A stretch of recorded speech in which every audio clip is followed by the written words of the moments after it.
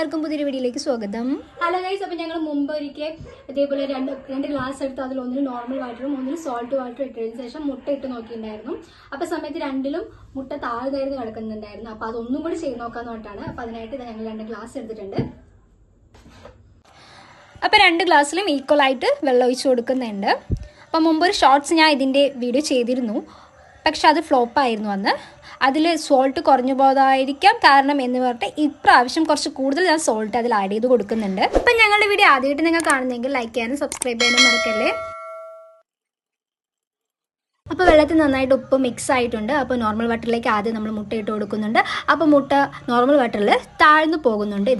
പിന്നെ സോൾട്ട് വാട്ടറിൽ ഇട്ട് കൊടുക്കുമ്പോൾ മുട്ട മുകളിൽ തന്നെ പൊങ്ങിക്കിടക്കുമ്പോൾ ഇതിന് കാരണം എന്താണെന്ന് വെച്ചാൽ ശുദ്ധജലത്തിന് മുട്ടയേക്കാൾ സാന്ദ്രത കുറവാണ്. അതുകൊണ്ട് മുട്ട ശുദ്ധജലത്തിൽ താഴ്ന്നു കിടക്കുന്നു.